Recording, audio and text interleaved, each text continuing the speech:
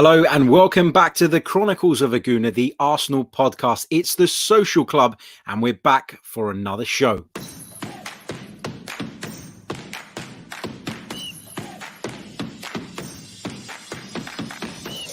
You're listening to the Chronicles of a Gooner, the Arsenal podcast.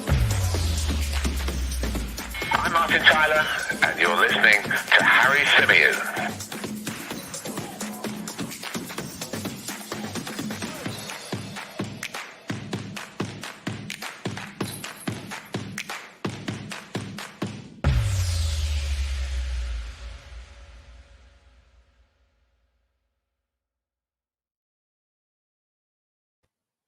Hello and welcome back to another late night edition of the Chronicles of a Gooner's social club. I'm delighted to be joined once again by the brilliant Dan De Luca. Dan, welcome back to the program, my friend. First of all, how are you? I've just watched Tottenham, so I've just rubbed the sleep out of my eyes and I'm just recovering. That is 94 minutes of my life I'll never get back. I've got to be honest, I didn't watch any of it.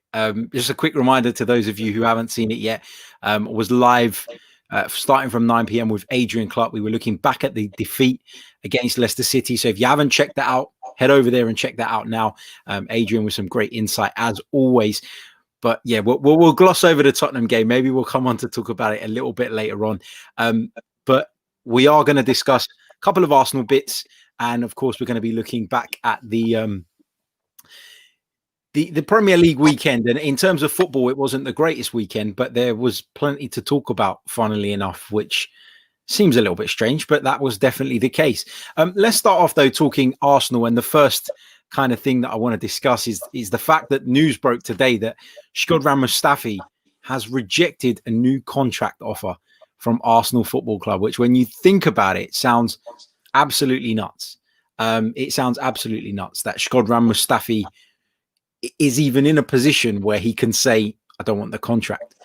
The problem here is that he has only got this season to run on his deal. And I feel like, Dan, it must be a case of Arsenal just trying to protect their asset, protect his value, because surely they don't want to keep this guy any longer. Yeah, I think it's quite poor by Mustafi. I think he owes the club a transfer fee.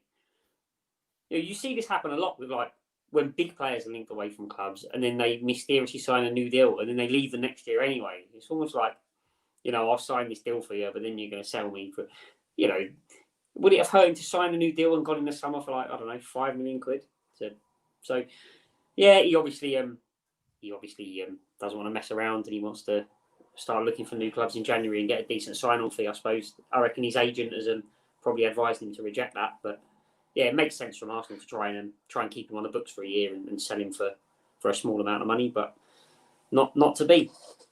The problem is, though, as well, I mean, he's received hell from certain sections of the Arsenal fan base over the course of the last few seasons. So, I mean, I get where you're coming from, that he probably owes the club a bit of a transfer fee. Like, the reality is they spent a fortune on him. He hasn't performed. And now it feels like, we kind of need him to sign that contract so that we can move him on. And he doesn't want to play ball. But when you've been in and out of the team like he has, when you've had the abuse that he has received, when you've had the criticism coming at you left, right and center, and let's be honest, some of it has been justified, but some of it hasn't been as well. I've got to say that I think a lot of it has been OTT. I think he's been blamed for things that weren't necessarily always his fault. That's not to say that he didn't deserve some. He definitely deserves some because he's not been at the level required. And when you pay 35 million pounds for a centre-back, you expect a certain standard. And we certainly didn't get that standard consistently anyway from Shkodran Mustafi. So real strange one, this, in terms of when I read it, I was a little bit shocked. I was a little bit like, whoa, why is Shkodran Mustafi rejecting us? But I think when you think about it and you put everything into context and you try and work it out, had he decided to sign the contract and been happy not really playing football and being a bit of a reserve and all that stuff, you'd start calling him a mercenary. You'd start calling him a Mesut Ozil. You'd start calling him someone who's just trying to bleed the club dry. So I think if it is because he wants to go off and play football somewhere else, I think you kind of just got to let him go. It's not part of the plans. Yeah, I mean, the thing with the abuse, every team at any given time has a scapegoat of sorts. Even if you've got a team with 10, you can make 10 brilliant signings in the summer, have a really good side. There's still a weak point.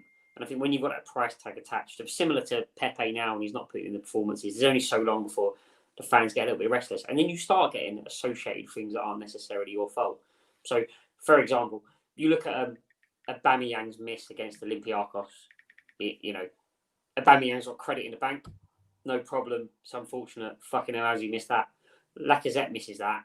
And, the knives are sharpened and they're going in. And I think Mustafi got himself into a place where he had quite a few poor performances at the wrong time when the defence was struggling. And he become associated with that. He come with a big reputation, didn't he, from the German national side. And I guess that's just what happens. Every club has one. Everyone has. And it maybe changes from season to season. But I guess he's in a place where it's easy for him now just to, get one last decent payday with no transfer fee for a new club and see out his career. So I get why he's done it. I just always feel like it doesn't hurt to sign a 1-year deal and then command a transfer fee for the club. Yeah, but then what if nobody wants to pay that transfer fee? And that is the risk, isn't it? There is, of course, a risk. Let's see what these guys are saying in the live chat. Big hello to every single one of you who's joining us at the minute. The insurance basket says, I'm working from my home office this morning. Between the same old Arsenal podcast and the discovery of this, I'm getting fuck all done this morning. Damn you. I'm sorry, mate, that we're distracting you. But welcome to the channel. Subscribe if you haven't already. And smash that like button on the video too. It is very much appreciated. Psycho Vibe says, why should we care if he rejects a new contract? To me, all the fans don't want him. LK says, why are we even offering him a contract? We don't learn at Arsenal. Where's the ambition if we're giving Mustafi a contract, but Saliba can't even be on the bench? Ross says, Arsenal lowballed the contract, probably. Yeah, probably. Knowing the way Arsenal operate, I wouldn't be surprised. What else have we got? Insurance Basket says, can't blame him, and it's easier to secure his move away once he's out of contract. Can't leave his fate in the hands of a corporate trying to wrangle a few million for him. Fair play to him. Wish him well. Haji Mohammed says, Mustafi, new contract. Arteta, are you bloody mad? Mustafi, Socrates, Lacazette must all leave Arsenal. Mustafi out and Arteta out if he loses a few more games. I mean, that's mad. That's mad. Straight in. No messing about. Yeah, it's mad. I mean, I know that last night was really, really frustrating. I'm as frustrated as anybody. But to be calling for the guy's head at this stage is stupid. I tried to think of a polite way of putting that, but there isn't one. It's stupid. It's nuts. It's jumping the gun. It's being reactionary. Yes, Arsenal have lost 3 games this season, still only 3 points off of the top 4, though. And at the end of the day, the defeats have come at Liverpool, at Manchester City, and at home to a side who just about missed out on the top 4 last season, which is ultimately where we want to be. So let's not overreact. Let's keep it calm. And we move on. Dan, let's start dissecting some of the weekend's action because, as I've put in the title, VAR took center stage again. And I know that me and you have very different views on VAR, and we'll touch on that a little bit.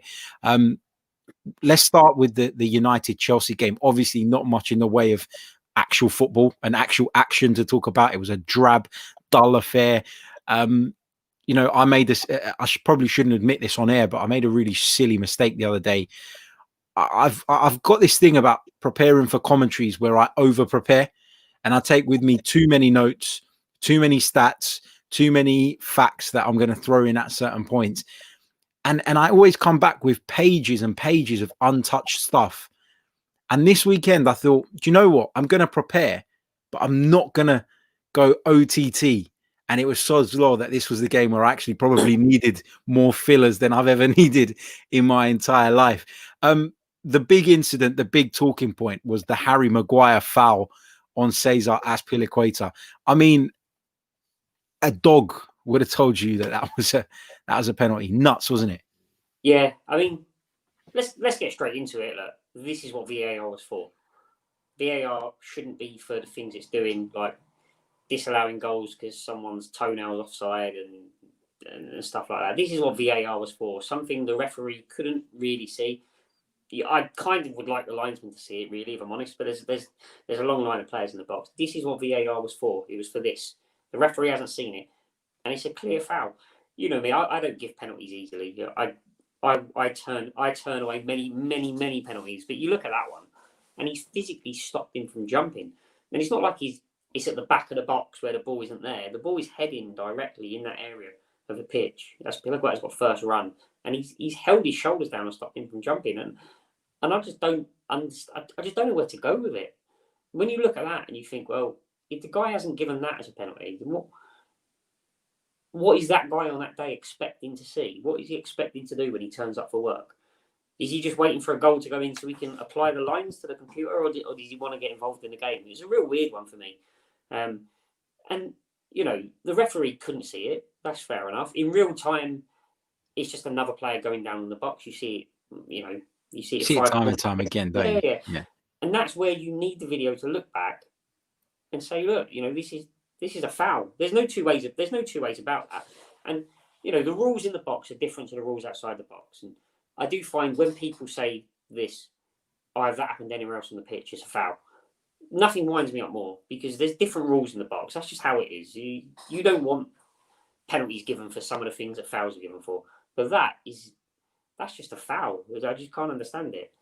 It was literally, he literally had the guy in a headlock. Yeah. And I mean, let's just quickly discuss VAR a little bit, because we're of very different views. Guys that have listened to this podcast in the past will know that. I don't agree with you, but I respect the view. And I agree with Crook in the comments, who says VAR is a great concept, poorly executed. Now, I know that we're going to talk about it, and you're going to give kind of your viewpoint on why VAR can't work. But in situations like the Harry Maguire one, like we're discussing now, I mean, what I find baffling is how you can look anywhere further than the guy who's operating it and suggest that there is a deeper line problem. Actually, isn't it just somebody who, despite having the replay, despite having the tool available to them, is still making a shocking decision? Yeah, it is in that instance. But VAR, the guy there's called it a concept. It's run by Crowns. I think. I changed the comment on the screen. I think he or she means clowns. Clowns, yeah. I can't disagree with that. You can look at an isolated incident and say, well, that guy should see it. But when you think of VAR as the bigger picture, what VAR was brought in to do was to make matches fair. That's what it was meant to do. It was meant to make things fair. And it's impossible to make things. It's impossible to achieve that. There's too many instances in a game where VAR could potentially be used. And if it gets every single decision it looks at right, well, what about the decisions it doesn't look at? And then if it gets all of the decisions in the pitch it looks at, well, what about the throwing over there that led to the goal? Well, what about the deflected corner that leads to a goal? And then it goes on and on and on and on and on. And the fact is, football fans, football managers, and football players will never be happy with their lot in life. You know, you come off pitches and you watch games, and then you see or hear managers whinging about some kind of injustice that they somehow have found. And VAR is just an extension of that. So as a concept, I don't think as a concept it is deliverable, because there's always going to be something that it can't do, or you don't want it to do, until something has happened that affects your team. And then we go round again, and we go round again, and we go round again. And the fact is, it doesn't treat decisions equally, which makes it the same as a referee. So the problem we got now is, you know, there are some things that you would say, if VAR was taken away now, you would almost miss it, because you'd be waiting for that error and you'd say, oh, where's VAR? Well, now it's gone. But the fact is, as a concept, I've accepted it. I knew this would happen, but I've accepted VAR is not going to solve anything for me that it was intended to solve. And that was these main things, the things we spoke about. It was we can't have decisions. We can't have big games decided by decisions. Well, they still are. We just want consistency. Well, we haven't got that. And we don't want to be debating decisions after the game. Well, here we are. All them three things are still going to recur, whatever happens. And it's because footballers and football fans always feel a sense of injustice, no matter what it is. You take yesterday, for example, you know, a couple of decisions, and we'll talk about them in a minute, I'm sure. Had Leicester not won that game, they would have come out and they'd have been crying because VAR doesn't look at second yellow cards and Bellerin stayed on the field. Arsenal have lost the game. They're upset because VAR hasn't intervened. No matter whatever happens, there's always going to be someone on a football pitch or in a dugout, or people like you and I who are a bit miserable because our team haven't won. Although my team have won today, but they'll be looking at it, and you'll always be looking for that reason, and you'll always find one.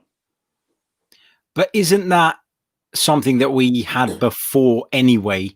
So if we can improve a certain percentage, let's say, that is an improvement, and it is us being in a better position than we were initially. So I totally accept where you're coming from. I think we're never going to be in a place or a space even where every single decision is correct, because as you said, and as you've said previously, in football there are so many subjective decisions that is just simply impossible. And I don't want to bang on about this clear and obvious concept, because I feel like we've talked that to death as well. But there are many instances where VAR has made the right call, has helped the officials pick up on something that's maybe been missed. So, is there an argument maybe, and I don't often agree with Jamie Carragher, but is there an agreement or an argument, I should say, that maybe we should have the more experienced officials, the better officials, let's say, operating the VAR rather than being on the pitch? Should we have ex-players chipping in with the VAR system, helping out, who maybe have a better understanding of what goes on the pitch? There's got to be ways, surely, that we can improve this, because it's here to stay. It's not going anywhere. So how do we get it to a point?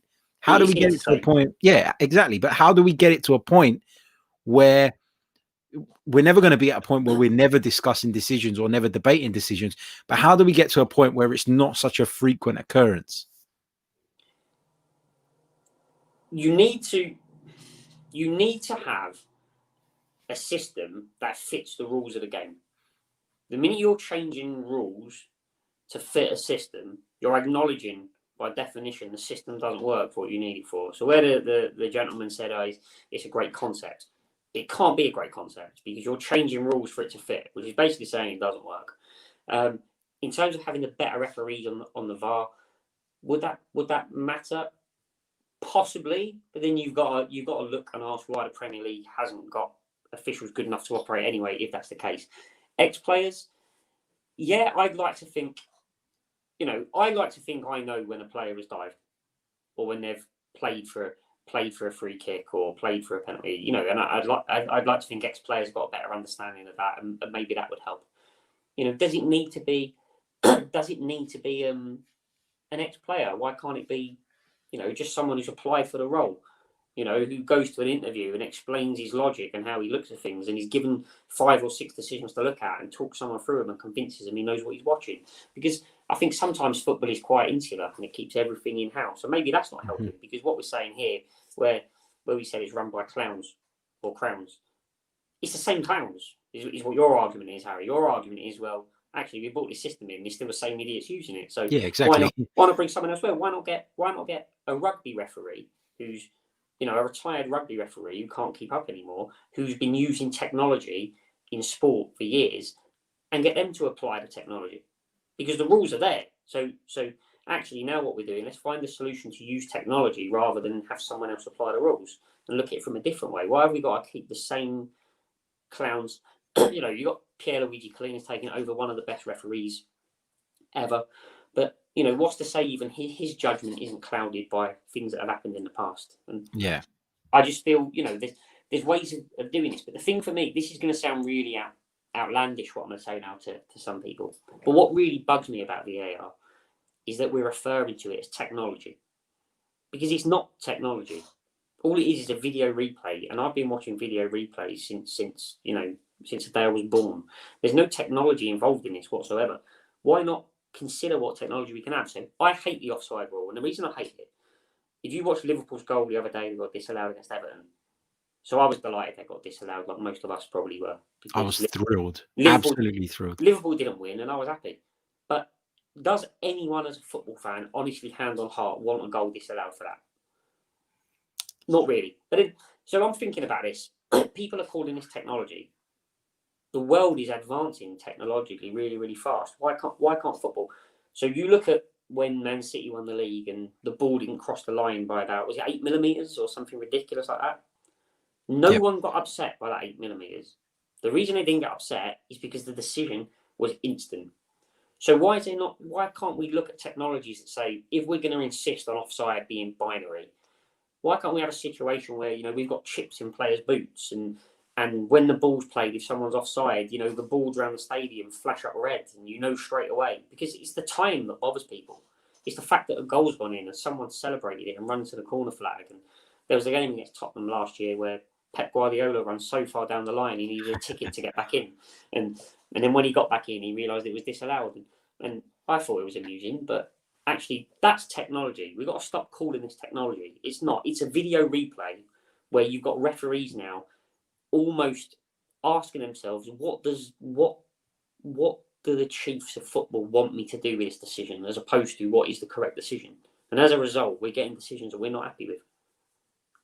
Yeah, I totally agree with you in terms of that there could be further technological advances that will make it clear cut. But you touched on the fact that the reason that it's clear that it doesn't work because we've had to change rules. If you was to put chips in players' boots, then you'd have to adjust the offside rule accordingly to make that, I guess, measure. It would have to be a boot that's offside, for example.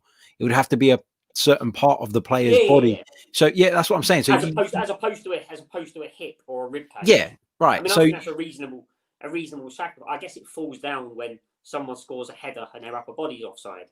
So it falls down in that respect.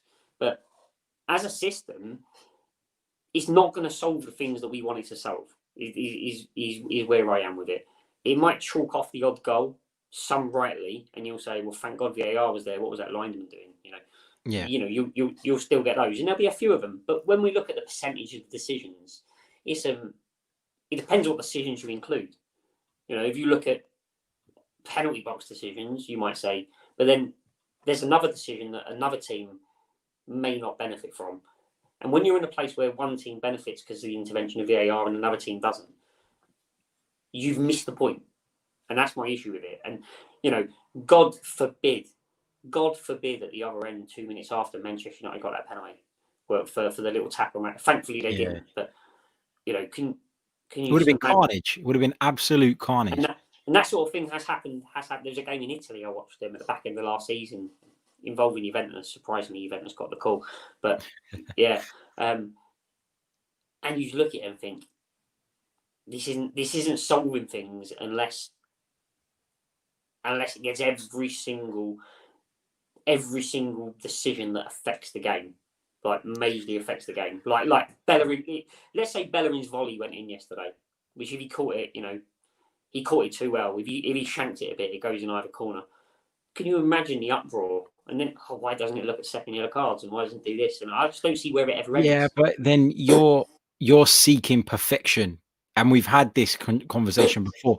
You will never get perfection. You will never get 100% with VAR. All it is for me is, like you said, I'm not even going to call it technology anymore because you made a great point. It is a replay that should assist the official to get more decisions right than they did previously. And I get what, there is, whilst it saves kind of these injustices, it prevents them happening. It prevents some of them happening. There will be others who will then be upset that, oh, but why didn't the VAR check this for me? So I get what you're saying. There is never a 100% solution that suits all parties. This is the kind of issue with it. But I guess, look, we've got to realize, I know obviously we're in the second season now, but it's still very early days with regards to the Premier League and VAR. And what I find most frustrating is that the Premier League have decided that they're going to do it different to everybody else. I mean, why? What makes them sort of better than everybody else? What gives them the impression that they can ignore everything that's happened in the past and those who have worked on it and improved the system gradually and just said, actually, fuck that, we're going to do it our way? That's what winds me up. Yeah, I'm not sure. And I guess the main difference is the frequency referees go over to the monitor. in all the football I've watched, I can only recall twice the referee going over to the monitor and not changing his decision. Like twice. Normally, if you sent to the monitor, if I was the defender and the ref got sent to the monitor, I'd shrug my shoulders and just wait for the bad news. So that's the key point, isn't it? That's different. Why can't we send the referee over? And I would prefer a situation where the referee made the decision. Or if VAR stays, and it will. It will, yeah. It absolutely will. And do you know what? I hate VAR, but the first game it's not here and something happens, I'll be saying, Jesus, even now, when VAR is not available in like the League Cup, you think, oh, fucking, where's VAR in this game? So if it's here, it's staying. I would like to see some more common sense, but the only thing I would ask for, and this happens in rugby, and I watch a lot of rugby. I can't play it, too skinny, but I watch a lot of rugby. And when in rugby, you can hear the conversation between a referee and a video man. It is clear, it is explained. You can still disagree at the decision if you want to, but you are under no illusion whatsoever as to why that decision has been made. It becomes a lot harder to get decisions wrong. I've seen this. I've seen a guy go down. Can you tell me what you've seen? Oh, I've seen the ball come in and I've seen a hand on the shoulder. He's tried to jump. And then they're talking through it and you can clearly see. So the perfect scenario for that yesterday would have been Arsenal's goal or non-goal. The first question the referee in rugby would ask was, give me a reason why I can't rule this goal. And he'll say, oh, well, there's, Xhaka stood in an offside position. And they'll say, but do you think he's interfering with play? And then he'll say, well, I've seen the header. And at this point, Schmeichel stood here. And they talk it through. And as a fan, you're listening to it. You go to the ground, I swear to God, you can hire for a couple of quid earphones. And you can hear, if you're in the stadium, what the ref's saying. Obviously, you're watching on TV, you can hear it all. But exactly, they systematically talk through that situation. There's more natural stoppages in rugby, and they're more used to it. So you could argue that football wouldn't want that. But you have to know what's going through. Yeah, and we're getting the stoppages anyway with VAR because we're often seeing a couple of minutes sort of delay to make decisions anyway. So, I mean, for me, and I've said this to you before, but I'll say it now on the show. For me, the worst feeling in the world is walking away from a football ground knowing that you've been ripped off, knowing that you've been robbed. I can take losing, I can take not being at our best on the day, but coming away from a football ground knowing that we were ripped off, that for me is the worst. And if I have to wait a minute, sometimes 2 minutes to prevent that from happening, and I have to delay my celebration of a goal, I'm okay with that. I am actually okay with that. I've made my peace with that. It's not an issue for me. That's the bit I'm not okay with, though, is the celebrating goals. Because we've got no fans now. But my feeling at the back end or the middle of last season was it wasn't the same in the ground when the goal went in. You remember Harry Kane's goal against Arsenal where he took the mask off, where we were both challenging for the title and we drew 2-2 in the end, didn't we? And but you finished third. Was it that year? Yeah, we did. We did. We went on the beach a few weeks earlier. Our job was done. That goal there, I've only once been in a stadium before where there has been that much pandemonium of a ball hitting the net. That would have been ruled out. And yeah, you'll say it was a right decision because Dele Alli was offside in the build-up. Relatively insignificant, but he still got the ball, back-heeled it to Harry Kane, who scored a screamer. To run the risk of a moment like that to be disallowed for something so minor, you think, do I really want that? But that's the thing, is it minor when it's actually the rule? But I think it's not minor, is it? Like it's actually impacted. Yeah, but no, I mean, everything impacts at some point, and that's my argument about, well, what about this? What about that? At some point, everything impacts. So you take that one there. If the ball went through to Dele Alli, who's offside by that much, and he takes a touch and scores, yeah, okay. But then if he picks it up in the corner flag, he's not by that much. Then he back heels through someone's legs. Then someone takes a touch and scores a goal. He's got no right to score. But the impact of that is so minimal, and the pandemonium is so great. And you're in a point where you're almost, taking it, like the Manchester City one against Tottenham, which everyone remembers, where everyone went absolutely berserk. And if Aguero was onside instead of being offside, he still would have scored. It made no difference.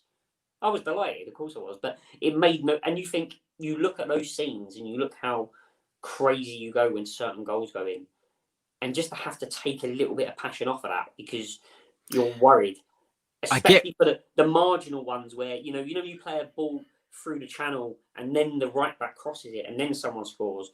And that right back just his shoulder might have leant too early. Because when a forward's running, he's running that way. When a defender's running, he's running that way. So now you're getting penalised because you're leaning. And you think, do you really want that?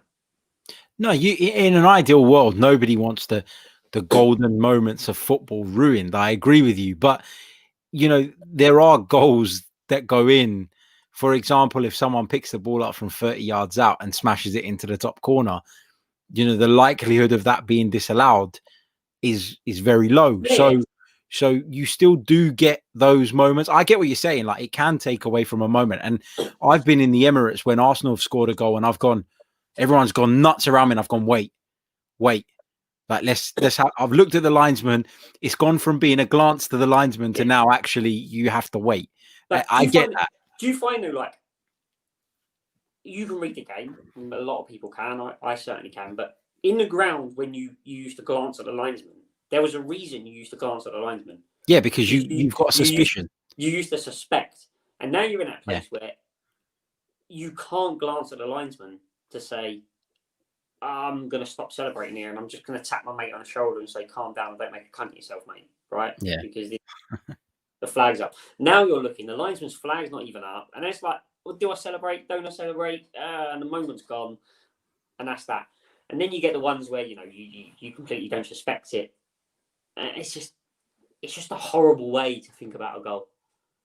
It's a horrible way. And then we have to find a quicker way. I want to know when that ball hits net. I want to know in a half a second whether I'm about to go bonkers or not. But this is the thing as well, though, isn't it? Because we've often seen VAR look at something. We can tell from the first replay whether it was on or off. Yet they seem to take an absolute age to make the decision or for the decision to filter through. I find that really hard to understand sometimes. Why is it that me or you watching it on TV can tell whether you've got that right or wrong within, a couple of seconds, yet a trained official needs to take ages on it? That's the frustrating bit. And I think if we can get to that place where it's quick, you can I can reluctantly put up with some of the other stuff. Yeah. And if you can see the goal from a throw-in that shouldn't have been a throw-in, well, do you know what? You need to grow a pair of bollocks and get on with it because you should be able to defend a throw-in. If it's a corner, a little bit more unfortunate. But if we're going to insist on disallowing goals like Henderson's the other day, if we're going to insist on and I'm still not even convinced it was offside, by the way. I've still not seen a replay or line. There's been some bad ones. That's probably the worst one I've seen. I'm still not convinced it's even offside. But even if it is, if we insist on goals being disallowed for that, which I think is ridiculous, at least have the common decency of finding a way to do it instantly. Yeah, for sure. Last minute, there was no fans in the ground, but the last minute of a derby and you've had a goal taken away, you're still not sure why. And you've had to wait 2 minutes and have, that it just doesn't sit right with me. It really doesn't. Yeah, it's frustrating. There's no question about that. No doubt about that. Don't forget, guys, this show is sponsored by tvsportsblog.com. Head over to their website for lots of brilliant sporting content. They cover a variety of sports as well. So big hello to John and the team, and thank you for their kind sponsorship of the Social Club. Dan, we're going to leave it there because we went big on VAR. And I thought that was a good discussion and one that needed to be had after what's kind of occurred over the weekend. There were a number of other decisions. We're not going to go over them over and over again because I feel like they've been talked to death. But thank you so much for coming on. And we'll be back next week with another edition of the Social Club. Until then, take care of yourselves, stay safe, and all the best.